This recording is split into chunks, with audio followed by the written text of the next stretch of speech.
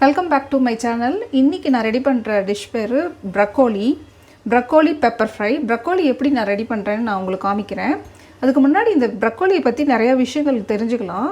நான் வந்து ஹெல்த் மேகசைனில் தான் இதை படித்தேன். இந்த ப்ரக்கோலி வந்து ரிச் விட்டமின் சி. இதில் நீங்கள் ஒரு 45 கிராம்ஸ் ப்ரக்கோலி எடுத்துக்கிட்டிங்களா 31% வந்து விட்டமின் சி இருக்குது, விட்டமின் கே இருக்குது, விட்டமின் B6 இருக்குது, ஃபோலேட் இருக்குது. அப்படியே ரிச் விட்டமின் மினரல்ஸ் கொட்டி கிடக்குது இதில். அதனால தான் நான் இந்த வெஜிடபிள் இன்றைக்கி சூஸ் பண்ணேன். இப்போ இந்த சுச்சுவேஷனுக்கு, இந்த கொரோனா டைமில் நல்ல ரிச் விட்டமின் சி இருக்கிற ஃபுட்டாக எடுங்கன்னு சொல்லி எல்லாருமே ப்ரமோட் பண்ணுறாங்க டாக்டர்ஸு. ஸோ இம்யூன் பூஸ்ட் பண்ணுறதுக்காகவும் ஸ்கின்னு நல்ல க்ளோயிங்காக இருக்கும். டயட் பண்ணுறவங்களுக்கு ரொம்ப யூஸ்ஃபுல்லான ஒரு வெஜிடபிள் இது.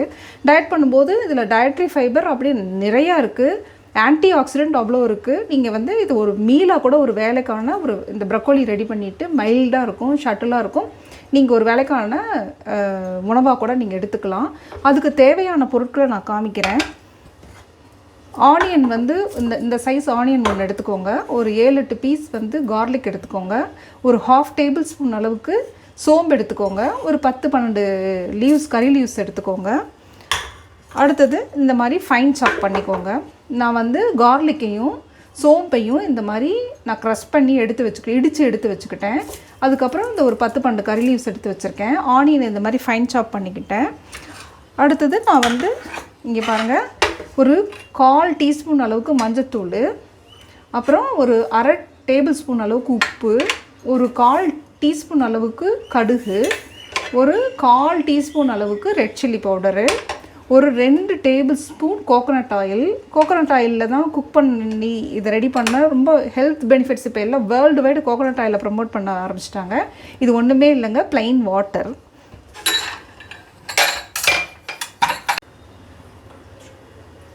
நான் இதில் வந்து அடுத்தது வந்து ஆட் பண்ணுறது பெப்பரு. லாஸ்ட்டாக பெப்பர் வந்து ஸ்ப்ரிங்கிள் பண்ணிக்கலாம். இந்த பெப்பர் இம்யூன் பூஸ்ட் பண்ணுறதுக்கு ரொம்ப ஹெல்ப்ஃபுல்லாக இருக்கும். அதனால நான் பெப்பர் ஆட் பண்ணுறேன். பெப்பர் வந்து இந்த ப்ரக்கோலிக்கு நல்ல ஃப்ளேவர் கொடுக்கும், அதனால பெப்பர் நான் ஆட் பண்ணுறேன். ஸோ நான் 2 டேபிள் ஸ்பூன் அளவு கோகோனட் ஆயில் போடுறேன். இப்போது கோகோனட் ஆயில் கடாய் நல்லா ஹீட்டில் இருக்கணும், அப்போ தான் கடுகு போடணும். ஆயில் நல்லா சூடாகிடுச்சான்னு பார்த்துக்கோங்க. நான் கடுகு போடுறேன். கடுகு வெடிக்கட்டும். கடுகு வெடித்தோடனே நம்ம வந்து பூண்டையும் சோம்பையும் சேர்த்துப்போம். இப்போ கடுகு வெடிச்சிருச்சு. நான் வந்து நசுக்கி வச்சுருக்க பூண்டையும் சோம்பையும் சேர்த்துட்டேன்.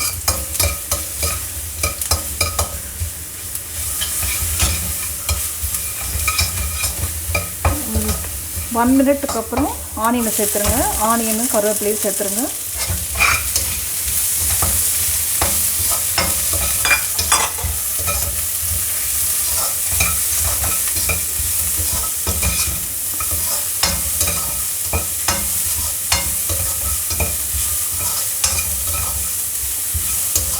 ஜஸ்ட்டு ஒரு 1 மினிட் சாட்டே பண்ணிங்கன்னா போதும். ஆனியனை நமக்கு கொஞ்சம் க்ரன்ச்சியாக ஆனியன் சாப்பிட்றதுக்கு நல்லாயிருக்கும். இப்போ நான் ப்ரக்கோலியை ஆட் பண்ணுறேன். ப்ரக்கோலி போட்டுட்டு நான் எடுத்து வச்சுருக்கேன் இந்த மஞ்சத்தூள் பாருங்கள், மஞ்சத்தூள் ஆட் பண்ணுறேன். அதுக்கப்புறம் ரெட் சில்லி பவுடர் ஆட் பண்ணுறேன். சால்ட்டு, அப்புறம் மிக்ஸ் பண்ணி நல்லா விட்டுடுங்க. ஒரு 1/4 டம்ளர் அளவு தண்ணி ஊற்றிக்கலாம். அதில் தண்ணி ஊற்றி நம்ம இப்போ மூடி போட்டு வேக வச்சிடலாம். வேக வச்சுட்டு நான் உங்களுக்கு பிளேட்டிங் பண்ணி காட்டுறேன். லாஸ்ட்டாக கொஞ்சம் பெப்பர் ஆட் பண்ணுவோம்.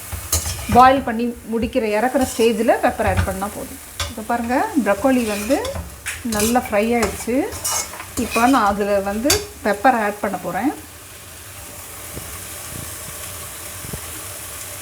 பெப்பர் ஆட் பண்ணிட்டேன்.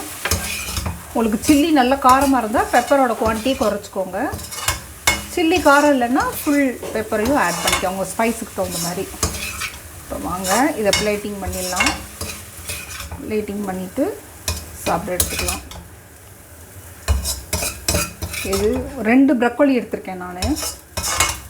ஒரு 4-5 பேர்த்துக்கு போதுமான அளவுக்கு சைட் டிஷ் ரெடி ஆகிடுச்சு. 7 மினிட்ஸில் குக் பண்ணிடலாம். ஈஸியாகவும் சிம்பிளாகவும். இங்கே பாருங்கள், ஆயிலும் நான் அதிக அளவில் போடலை. டயட்டுக்கு ஏற்ற ஒரு நல்ல ஒரு சைட் டிஷ் இது.